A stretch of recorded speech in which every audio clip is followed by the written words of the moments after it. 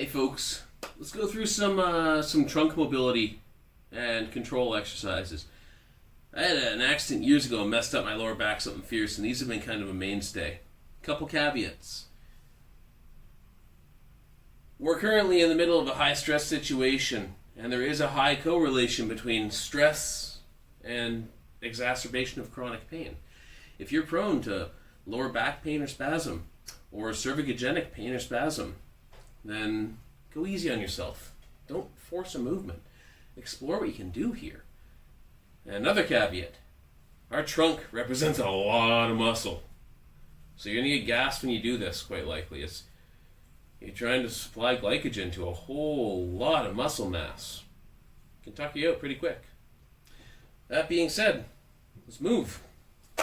Okay, so what I want to start with is just some basic spinal control. Bird dogs. Bird dogs are our friends.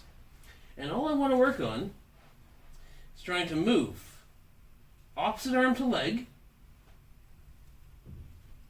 in such a way that my trunk doesn't drop or elevate. I don't want to compensate and twist. I want to try to stay as comfortably controlled as I can. This isn't about being perfect. It's about being good for you. And I might do 3 or 4 on each side. If I'm actually making this part of my workout rather than just a warm-up, I might do sets of 10. Or I might actually add a resistance band to scale up the difficulty, where I have a band under my foot and under my hand, wrapped around my foot and my hand, and I push against them repeatedly to try to create a bit more of an onus of control against resistance. So, from there, we've kind of warmed up our trunk a little bit. Let's move it. What I want to do is lay on my side here, reach back, and stretch. And all I'm doing is gently exploring my capable range of motion. I'm not forcing anything. I'm not trying to crank out as much of a stretch as I can. I'm just challenging a bit of a resistance, full range for me. Other side, same thing.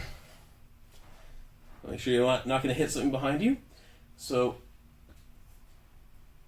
I'm just challenging general girdle to girdle rotation, extension, and actually some side flexion. Because side bending and rotation are linked in the spine, we challenge one, you actually have an effect on the other.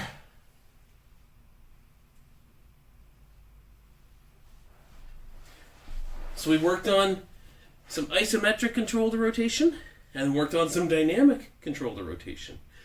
From there, let's work on flexion extension. Basic Camel Cats. They're boring, they're effective. And all I want to do, arch my back as much as I can, round it as much as I can. If I want to get the C-spine involved, arch and look, tuck and look. I might do 4 or 5 of these. Now I can scale these for difficulty in terms of range,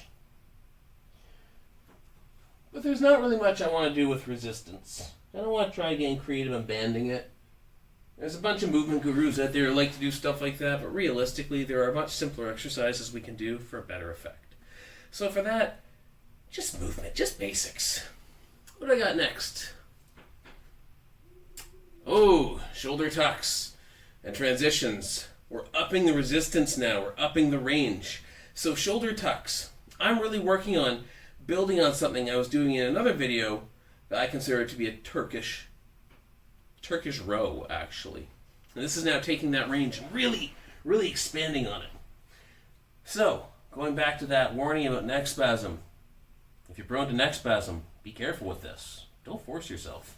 I'm going to put a hand on the back of my neck. I'm going to look at my elbow. And I want to tuck my elbow as far under towards my opposite hip as I can. And as as high up towards the ceiling as I can. I'm really exploring the end ranges of rotation, primarily, and secondarily, flexion, extension, side bending.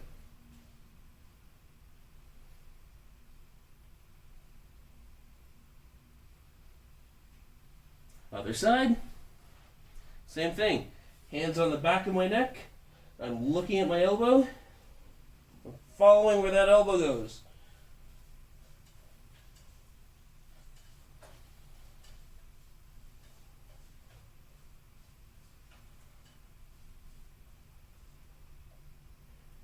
And just 5 of each of these is enough. And then finally, some upward and downward dog exploration. Now these are very scalable. I can have dive bomber push-ups, which, God, I don't know if I can even do one of those very well right now, but I can try. And these can be very shoulder-based, very core-based, all depending on how you target this. And they're also easily modifiable to work around areas of discomfort. So I've found them invaluable in my own rehab over the years. I'm going to start with a downward dog position. I guarantee you the cat's going to get a little crazy on this one. He's eyeballing me. Hello, Yoshi. And what I want to do is push up on the balls of my feet, round my back as much as I can, and then arch it and look at the ceiling. Push down into the floor, round my back, and settle back towards my heels. Balls of the feet, rounding my back, and arch it.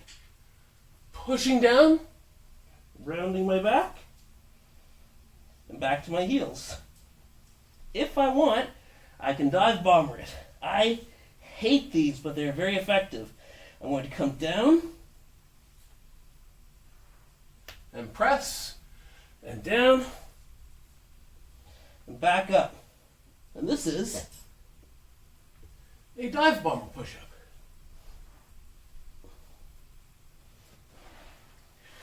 We can do sets of 5 to 10 of those, and they can greatly contribute to a resistance component of a core training session that's focused on core mobility rather than just core strength.